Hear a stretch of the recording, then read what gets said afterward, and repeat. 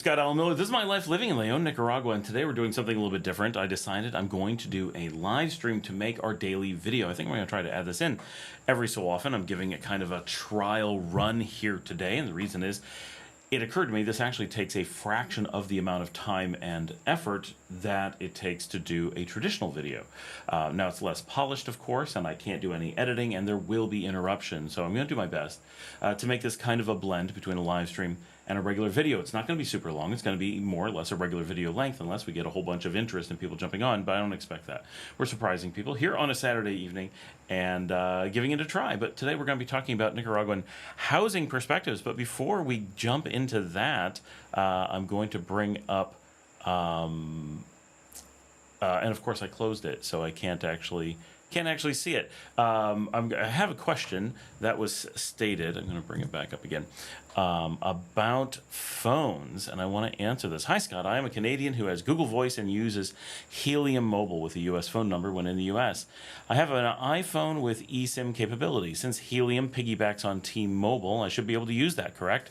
I probably should still obtain a local number as I use WhatsApp and Facebook Messenger. I'm thinking that I really could use the data when not around Wi-Fi. I'm guessing I'll have data with Helium just like when I'm in the U.S. Thank you. This is from AGJ 1956 and came in just a little bit ago.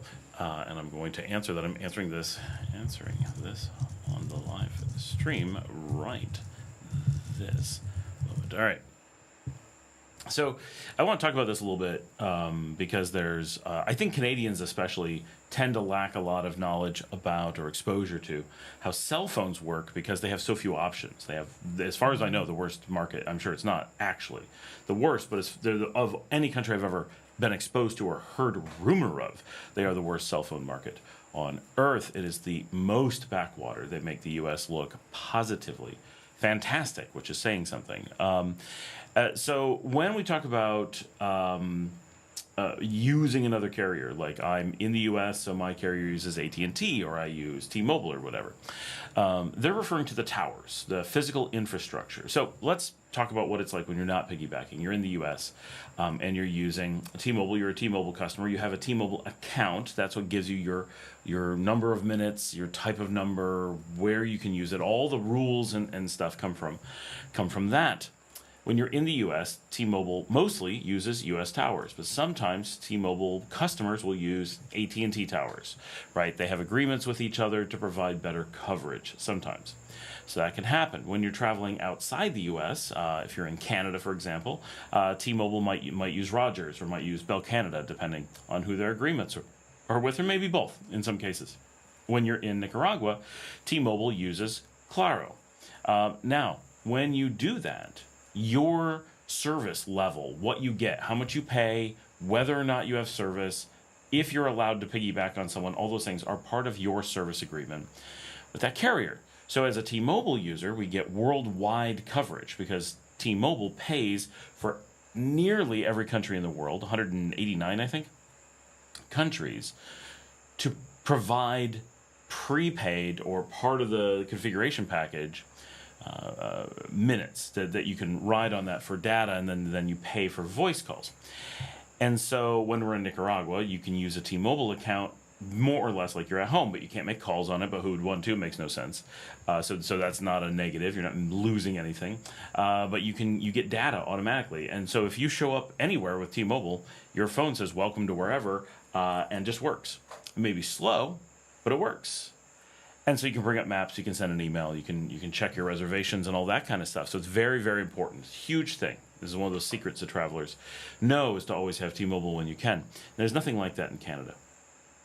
So if you were on AT&T or Verizon in the United States, they do not have those kinds of agreements around the world. They do have things that you can pay for, but they don't have that automatic thing. So if you're on AT&T and you come to Nicaragua, you don't get service. It's that simple. So it's a completely different experience being a T-Mobile customer. But when you're here in Nicaragua, you're not using T-Mobile. You pay T-Mobile. T-Mobile has an agreement with Claro, and you get your T-Mobile service. Claro has faster lines, has different features, completely different thing. So if you get Claro service or T-Mobile service, both on Claro towers, completely different experiences. So when you take helium and you go to the United States, you're using T-Mobile's towers because that's their sharing agreement. That is by country. You don't get automatic. So if you take T-Mobile to Mexico, it may or may not use Claro there. If you go to Argentina, it may or may not use Claro there. Those agreements are by country. It doesn't. If you have an agreement in Mexico, it does not imply you'd have it in Argentina. Of course, if you've gone through the effort of making an agreement with Claro in one country, you're more likely to have made an agreement with them in another country. That makes sense. But it makes sense. It doesn't in that one particular way. It doesn't mean it's happened. It doesn't suggest that it would have happened. So when Helium users from Canada are in the US, Helium Canada has an agreement that they can use T-Mobile's towers and provide the services that Helium has agreed to provide on them, which may not be the full T-Mobile speed, it may not be the full T-Mobile features, who knows. But they're able to use those towers. When Helium comes to Nicaragua, there are no T-Mobile towers. There's no T-Mobile to use. And under no circumstances anywhere does your account become this cumulative thing where you get all the features of anyone that you're doing business with, right? When Helium users come to the United States, they don't magically then get the whole world. And the US and Canada are one market, right? So it's very unique that T-Mobile does this, and definitely nothing in Canada somehow magically extends that. That is not a thing at all. So that is not going to give you service. You're not going to show up here and be able to do things. What you can do, because yes, you have an iPhone with an eSIM, is you can go to Claro or Tigo here and get, and local number doesn't matter, that's not the important part, but what you can get is a local account. It will be a local number, but the phone number is irrelevant because you don't use phone numbers really pretty much anywhere, but especially not outside US and Canada. He says, as I use WhatsApp and Facebook Messenger. So those things don't matter if you had international service. So those of us who have T-Mobile, WhatsApp and Facebook Messenger are not affected by the speeds. So they don't. So you would not get Claro for those things. You get Claro when you want to bring down, or Tigo when you want to bring down bigger things, right? Oh, I'm sharing images or videos, and that uses a lot of bandwidth. Just sending messages does not touch any bandwidth. Doesn't matter what service you're talking about. Doesn't matter how many messages you're sending. You can't write enough to affect your bandwidth, right? So those are not reasons to get a local number. You will need a local number because you won't have service. I'm thinking I really could use the data when not around Wi-Fi. That's probably true. So that's why you would normally want it. I mean, traveling in another country and not having service is not a great idea generally. I'm guessing I'll have data with Helium. Absolutely not. There's no chance.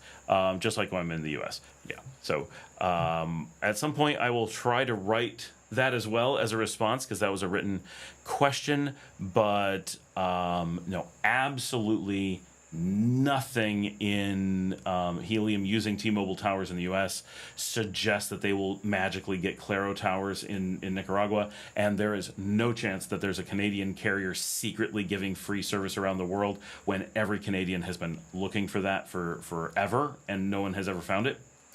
They would, if someone like T-Mobile showed up in Canada, they would dominate the market overnight. Every single person would switch to it and everyone would be talking about it. It would be huge news that you are freed from the shackles of the Canadian monopoly, but you are not. So that's not the case. Janet's here. I'm on because it popped up. And Lindana Velzion 6409. Hey, does the Apple Watch Cellular work as a standalone with eSIM?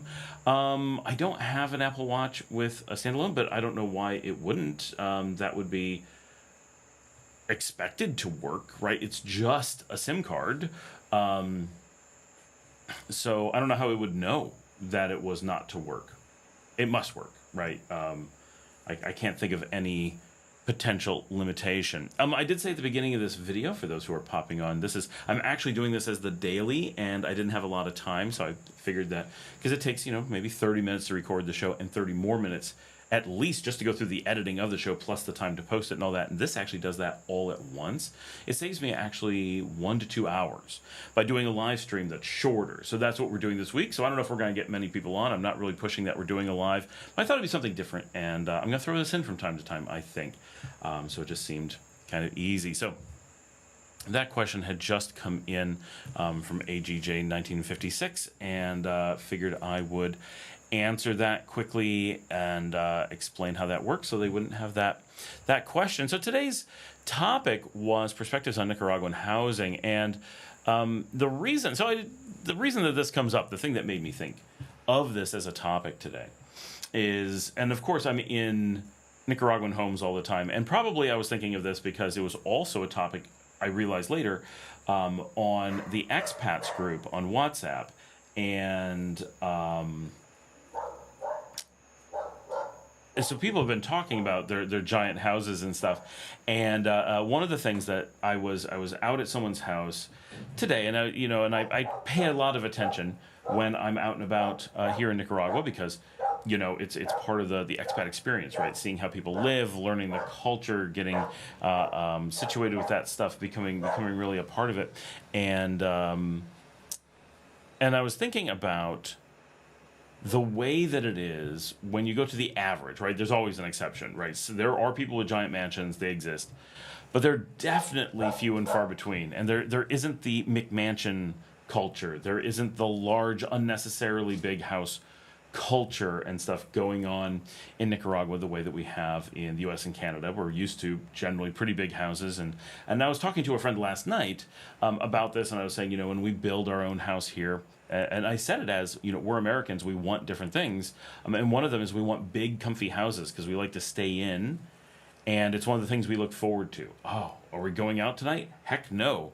We're lounging around on our big comfy couches, and we're watching our big nice TV, and we're ordering in a pizza or whatever. I actually did that tonight, and we're doing all these things that really make you want to not leave your home. You really invest, as Americans especially, but lots of cultures do, invest really heavily in having a home that you never want to leave. And of course you do want to leave sometimes, but you want to, I'm going to take my shoes off at the door, I'm going to slip into pajamas, I'm going to lock up the house and forget the outside world exists, I'm going to rent a movie via, pay-per-view or Netflix or whatever, I'm going to make popcorn, I've got a fully stocked pantry, I never need to leave the house, and if I need anything, I'm going to order it.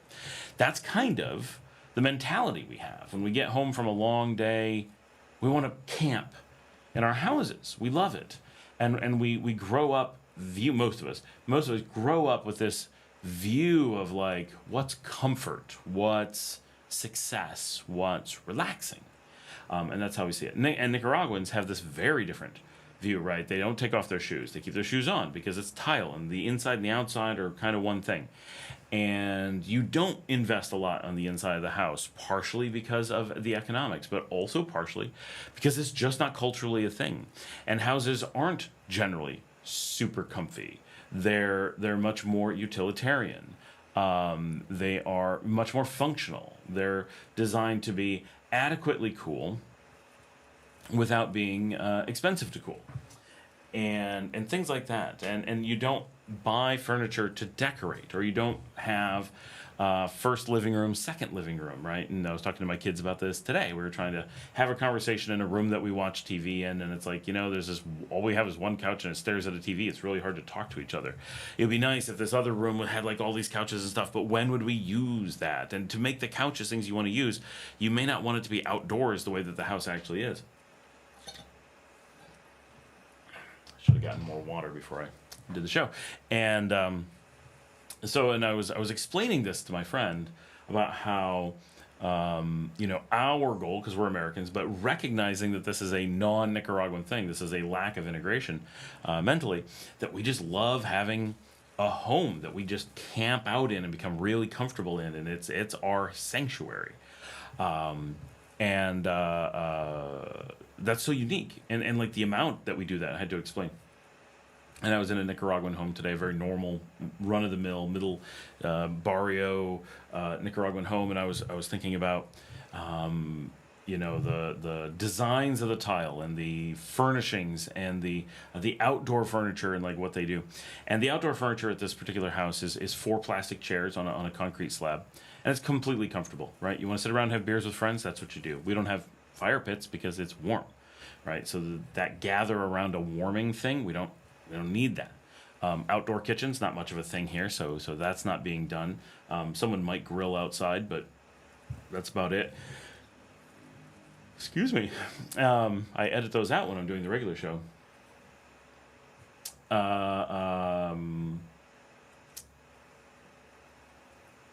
And so it's this very utilitarian, like, Americans would generally be like, well, I have to go get a matched set of special outdoor furniture, and it has to be really beautiful, and it has to be really comfy, and it has to work around this fire pit, and I have to have this beautiful thing to put it under, and this place to cook, and places to do things, right? And Nicaraguans are like, but we're just going to sit outside and have some beers. Why don't we just look at each other and talk, right? Do you need more than that?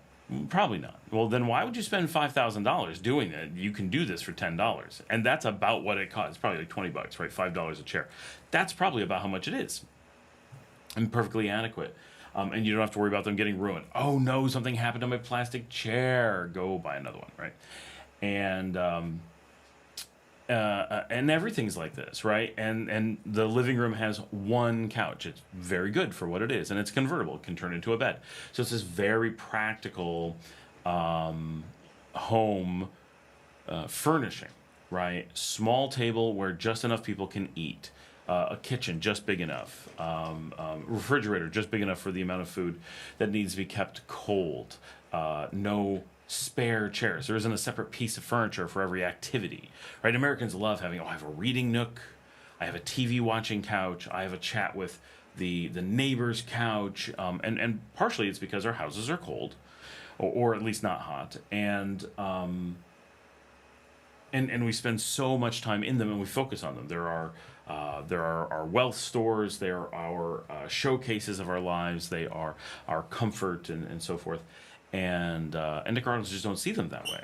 They really need this utilitarian aspect of everything, right? And again, partially it's a big financial factor there, that you have this, could we do fancy furniture outdoors? Well, of course you could.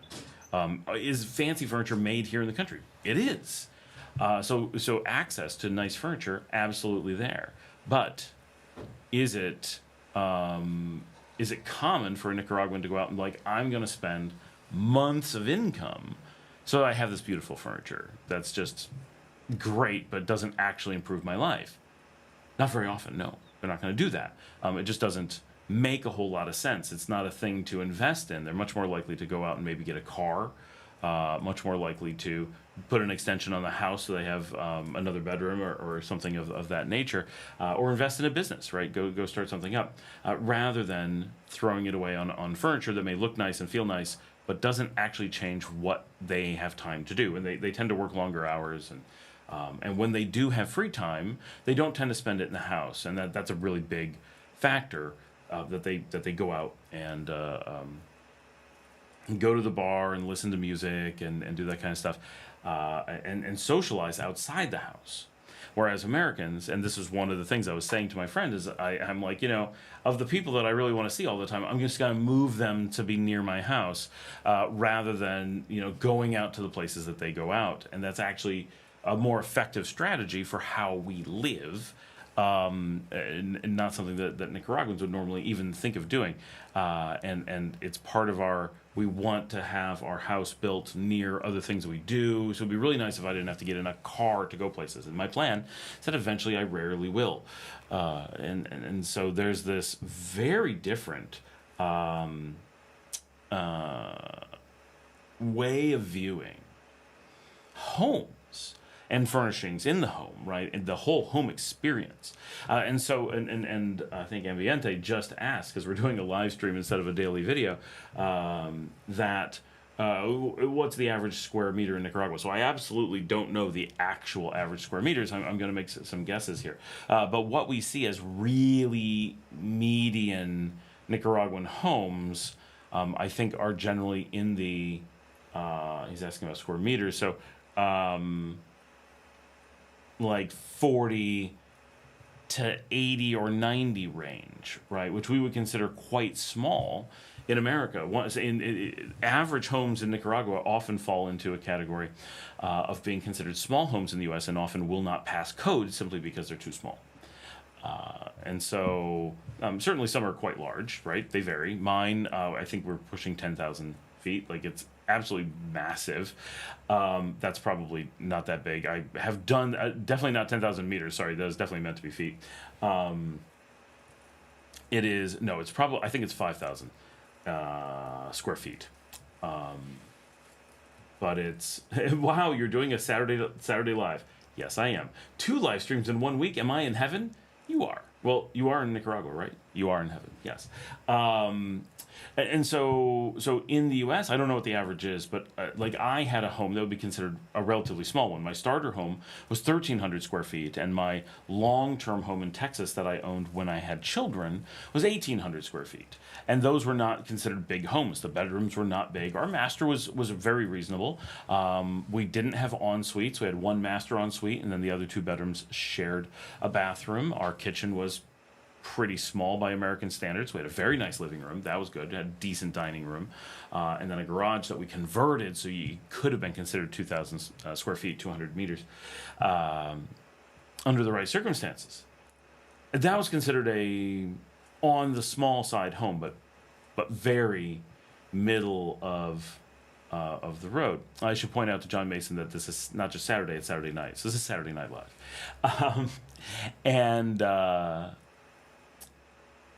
So I think Nicaraguan homes are between 1/3 and 1/2, is my guess, for the median home size, and it's just so much smaller. But because they're not looking at the home as a place to spend all their time, it is a place only for necessary passing time. If there's and Marcella is a great example of this. If she's feeling up to it and she has the money and there's not something keeping her from doing it, she will essentially go out 7 nights a week. And you know, Wednesdays she goes to one salsa club, Thursdays she goes to another salsa club, Fridays she goes to a live band event. I think Saturdays she normally goes to church. Like there's just always something. And of course church is kind of it's an entertainment thing, right? It's going out, it's social, it's meeting with a group of friends, and so forth. And so, and it's very indicative. The average Nicaraguan that you talk to does go out with, like, when she goes out, she sees the same people several nights of the week. They really do go out. Of course, everybody's staying in at least 1 night a week, but Americans will be like, I go out once every week, sometimes every other week. Like, that's plenty. And I know for myself, if I go out once a week, I feel it. I'm like, no, I've been out this week. I'm good, right? And I don't mean just running out to dinner, of course. That's one thing. Like, I ran out to look at a Chinese restaurant today. I don't consider that going out. But, like, I went out last night. I'm done for the week, right? Like, I'm burned. That was my going out. My going out batteries are empty, and I feel no vacancy inside where I'm emotionally missing going out. Whereas Nicaraguans would be like, but I could be out. Right? And so these things, and of course they feed each other, but you have this culture where people just don't typically see a great value in making their house extra large, extra fancy, filling it with furniture. So you have a small house, let's say 800 square feet. John Mason just said he grew up in a cottage. Like, so that's a good example. If you have 800 square feet, you're probably just going to have one nice couch, and that's going to be your investment. And you may have multiple bedrooms, 2 or 3, but you're not going to go crazy. They're not huge bedrooms. You're not going to fill them with extra furniture. There's going to be a bed. There's going to be a dresser. There might be a side table. You're going to cut it off about there. Maybe some little desk to write at or whatever. It's a very practical, utilitarian existence. And once you're being austere in that way, accidentally austere, casually austere, let's say, I think that there's very little then desire to be like, oh, I'm going to do like an accent wall. I'm going to find a bunch of paintings or things to hang on the wall. It just doesn't come up as a big concern. You just decorating, while potentially free or very cheap, doesn't carry this value. There isn't this feeling of like, but I should have decorated. And you know, my office here, I've got the wood wall that I had custom made over there, and I've got quilts on these walls, and then this is just curtains, which I wish there was something cool behind me. And I have kind of neat lights, and this is going very far for a Nicaraguan in most cases. And we just, in the North, have a tendency to think so much about these things and assume that it's going to be the same when you get here. And of course, it can be, right? You go find a big house, you go find an American-style house, Canadian-style house. You can do that stuff. But when you're out and you're meeting Nicaraguans and you're thinking about how Nicaraguans live and you're wanting to connect or integrate or whatever, and understand that, of course, go and hang out at their houses. That helps. But when you do, consider this pay attention to, oh yeah, it's not as polished or finished as what I'm used to, but this is considered normal here. Okay, and a lot of the furniture is quite old, because why would you get new if the old works? Okay, and there's just the one couch. There's no lazy boy. There's no alternative vantage chairs. There's no love seat on the side of the couch. There's no, right? There's just all these little niche furnishings that we use in North America that just don't exist. In a typical Nicaraguan home, they see no need for them. If they're going to sit, they're going to sit on the one sitting surface that they have. And if they're going to eat, they're going to sit at the one table that they have. Whereas, as an American, we're very often like, well, we have a breakfast niche. Boy, it's a niche seating area. It is a breakfast niche. Where, very casual eating. And then we have our formal dining table over here. And then we have TV trays for when we eat in front of the TV. And then we have this outdoor eating area that, so we can choose these different places. And I certainly grew up like that with different places to eat everywhere. Nearly every American I know has multiple places. Certainly when I owned houses, we owned multiple dining option locales within the house. It's just super normal. And Nicaraguans would just be like, what? Why? So wasteful. There's got to be better ways to spend your money, and that means better ways to spend your time. And Americans would be like, what? But your house, you want variety. And that's part of it. Nicaraguans find their variety. Thank you, a breakfast nook. That's a better term. Nicaraguans seek their variety through external social connections. They go out to a bar, a restaurant. They go to third spaces, which is that terminology for a public space that is neither home or work. They go to these third spaces and they hang out there. They linger over dinner. They'll go from they basically bar hop. In many cases, I know tons of people who essentially bar hop nearly every night. They start at one place for aperitifs, then they go to someplace to eat, and at every stop they have something to drink, and then they go to someplace to listen to a band, and then they go to someplace to dance, and that will be their night. 3 or 5 different places, and they're not bar hopping, they're just moving from activity to activity throughout the evening, and maybe throwing karaoke there somewhere or end up there or something. Each place could serve food. Each place definitely serves alcohol. And so it's pretty wild, I think, in that way that they see this enormous variety of third spaces to be how they get the variety of life that they're looking for. And Americans who basically never bar hop, we do it as like an event, but we don't do it on a day-to-day living situation anyway whatsoever. We come home and we want to find variety without having to leave the house. We like the comfort of being home. We like having our family close and safe. Part of this comes from a safety thing, right? We feel that when our family is not there, we're scared. Nicaraguans are like, this is my city. These are our neighbors. Like, you go out. Your grandparents are down the street. Go, right? Send your 6-year-old on their own down to their grandparents. They would never think twice about it. And so we seek a variety in many cases from our home environments. We want multiple places to eat, multiple places to watch TV, multiple places to sleep, multiple places to gather with friends and have a discussion. Maybe a dedicated space for playing a video game or something, right? All kinds of activities have their own space, a sewing room, whatever, a theater room, right? These things have started to become quite popular. It did a number of years ago. They're going away now.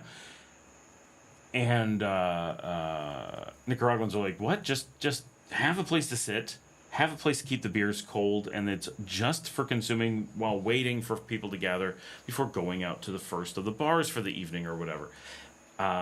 So these approaches are so wildly different. So as an American looking at homes, I'm often confronted with, well, these homes are not adequate for the way we want to live. That we want to live. They're completely adequate for the Nicaraguans. And but then when you step back and start looking at what life is like for Nicaraguan in a Nicaraguan home, because of how they treat it, what to an American viewpoint is often, oh, this is a very basic, stripped down home. Maybe it doesn't feel polished or finished. Maybe it seems like they're not putting the effort in or something, which of course they're not. But is it because they're just not putting in the effort, or because they're putting in effort somewhere else? I think it's the latter. Once you step back and look at that from a Nicaraguan perspective, you can see the beauty and the lifestyle, right? You can see the what it must be like to sit and eat breakfast as a family, what it must be like to have beers with friends, what it must be like to come and go and to all these spaces all the time, and to spend time outside the home and so forth. And it always hits me. Especially in things like in bathrooms, right? You're going to use the bathroom in Nicaraguan's home. So many don't even have like shower heads. Very few have heated showers. It's so different. We're used to varieties of soaps. We're used to loads of shampoos. We're used to bath bombs, and maybe, and I've had this, right? A shower, a bath, and a jacuzzi, like different ways to bathe within one bathroom, not just between the bathrooms of the house, in one bathroom. I can do all these different things quite often. And stacks of towels. Nicaraguans often have 2 or 3 towels. They'll just wash them anytime you use one. Whereas we're like, what? No, we're going to wash 100 next week, and until then, we'll just use a new one every day, right?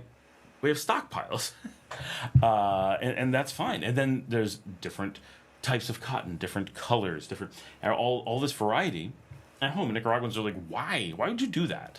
Just here's a hook, put a towel on it. Here's a sink. Here's the soap. You're done. That's the whole thing.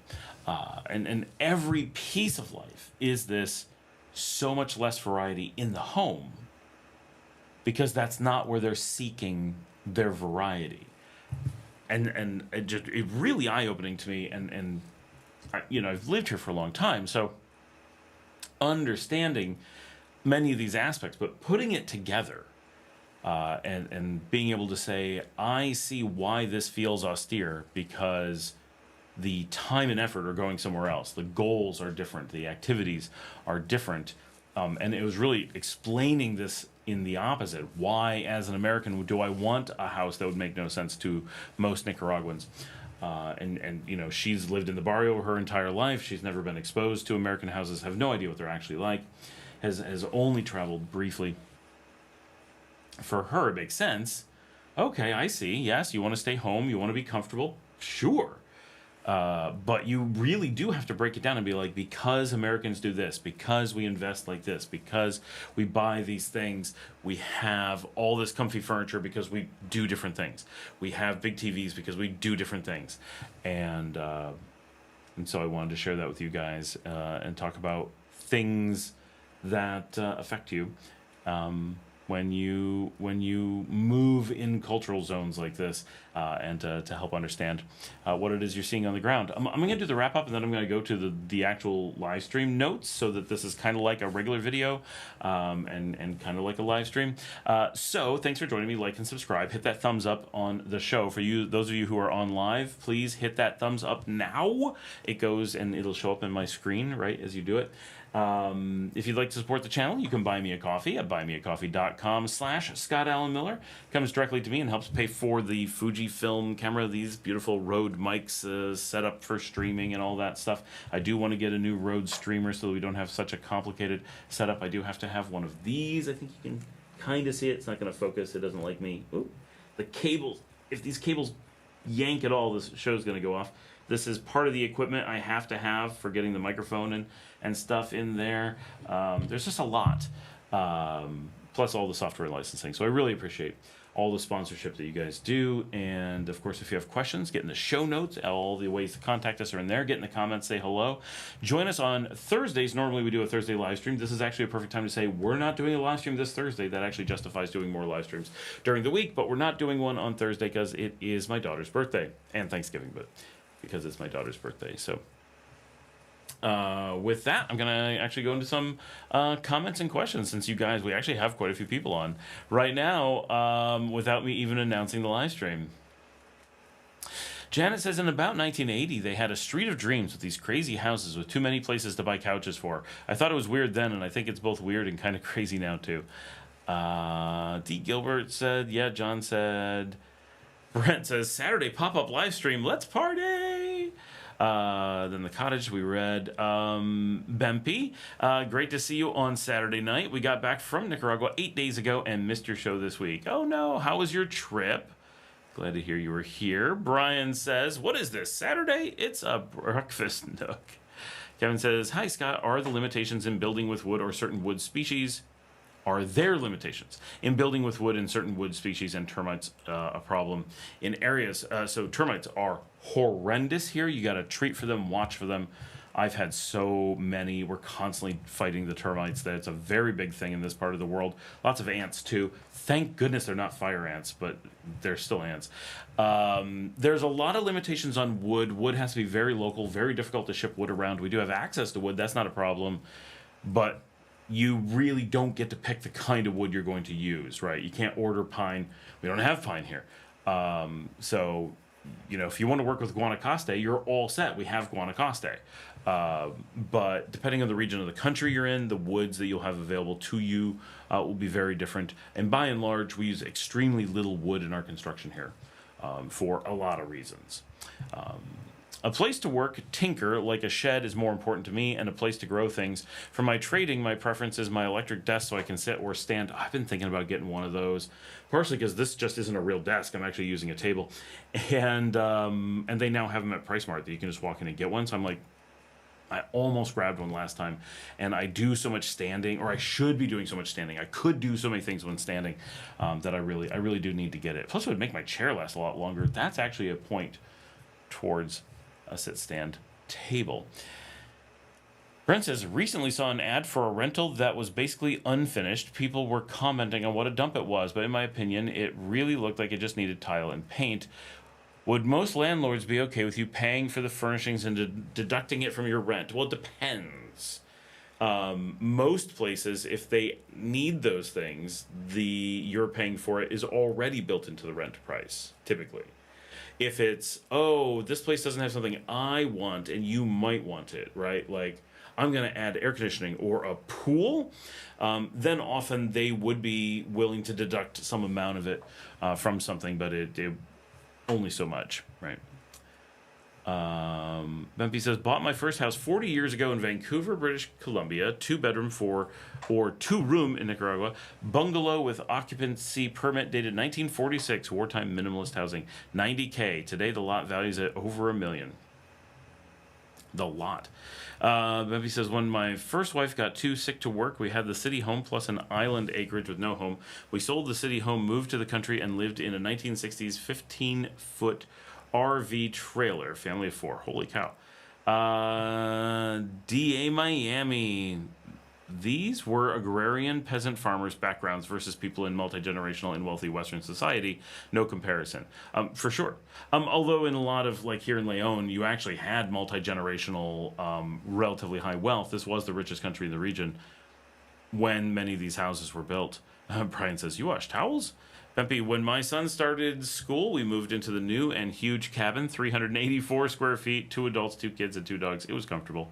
That's pretty small. 500 square feet I can operate in. 400 with 2 kids, it's a little bit much. Jan says, you know, we had a big enough house in the States, but my dad built it for people to come over as often as possible. That's really where we're thinking we want to go here. We want a house where we do all the entertaining, and that's how our house is now. Everybody comes to our house. We don't go anywhere else. Now, partially that's because we all work from here, so everyone comes here because it's kind of the offices, but that's always how it's going to be. It's always how it's been. Since I was little, always been that way. My mother had her office in the basement all through my childhood. I've never had a house where my mother didn't have an office in it. ever. My earliest memories of home, my mother had a small office off our kitchen. Brent says, is your daughter finished with her treatments and doing okay? She is doing fine, but she is not done with her treatments. We went in yesterday and got shot number 3, and then she gets another one fairly soon. It keeps going at least until January. For those who don't know, she was bitten by an outdoor cat and is getting the rabies series just in case. Bumpy says, trip was fantastic. I want to list the house in Canada before the native land claims steal it, before the government can steal it. But it's in my wife's name and she doesn't want to sell. Oh, that sucks. Yeah, I recommend getting your assets out of... Get your assets down here as quickly as possible to everybody. All right, so we're not doing like a real live stream. This is a live stream replacement of the weekly show. So sorry for people who are like sitting down and hoping this is going to go for a long time. We're going longer than a regular episode, but not anything like a live stream. But I'm going to try I might do a few of these this week. Maybe I'll do this every day. Who knows?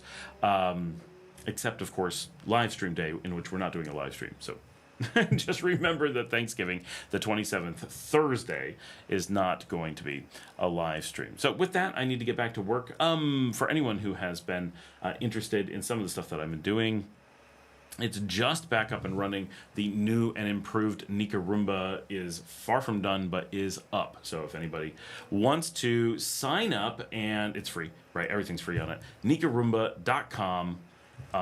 Definitely go check that out. That is supposed to be fully functional. And we're starting to get events back up on it. The old one was supposed to be replaced, but just never became a priority. And for some reason, it stopped updating, and we couldn't put my beard's bothering me. Couldn't put events on it, and so it was dwindling how many events were on there. It never got to 0. And so the new one's up now. People can post again. And it's already got some features that weren't there before, including your ability to go register and start using it. So go register. And part of the idea is it shows events, but the thing that's being added, it's not fully there yet, but it's moving fast, is the ability to follow individual events and venues and bands. So you can be like, oh, I want to go to this thing next week. I don't want to forget about it. Like or follow. There's a like that's separate. Follow. And then in time, very quickly, we're going to have it implemented so that it'll give you reminders so you can see your own calendar of when you've got events, things you went to in the past. And then you'll be able to follow bands like, oh, this is a band that I like. A lot of you know Betsy Carolina, the dentist that's often talked about on the show. You could follow her band and be like, is she performing tonight? Oh, I want to go see her. I don't want to see all these other things, but if she's playing, I want to go. Great. It's going to have those kinds of filters and stuff very soon. Like possibly Monday. But it should work to let you sign up at this point. So go ahead and sign up. Make your account, and as features come into it, it'll be showing up. So it's already functionally beyond where the original had been. Plus, it's actually able to upload things. Brent says, hasta la pasta. Bempy does say, I'd like to live on the water, but don't want the heat of the coastal beaches. A lake is a great idea. No tides, no salt water. That much is true. What do you think of property on the inland side of Lake Nicaragua? So, the inland side, pretty available. No strong opinions on it. It's still really hot because the lake is basically at sea level. So yeah, no tides, nice. No salt water, true. But it does have sharks. So that, I don't know how much salt water matters. But it does have some of the risks of salt water. It is giant, so it kind of feels like an ocean. It's a really neat lake. I bet there's some really amazing things over there. I would assume. I'd really like to do a show over there and head down to San Carlos and like film that side of the lake. I used to live on the lake, not on the lake, but I lived right next to the lake. TJ lives on the lake in Granada. And it's a beautiful lake. There's a lot there to offer. So much lakefront and so little interest in it overall. Very affordable, very approachable. Definitely go check it out. Expect things to be extremely cheap, but you'll probably be quite remote as well. All right, guys. Thanks so much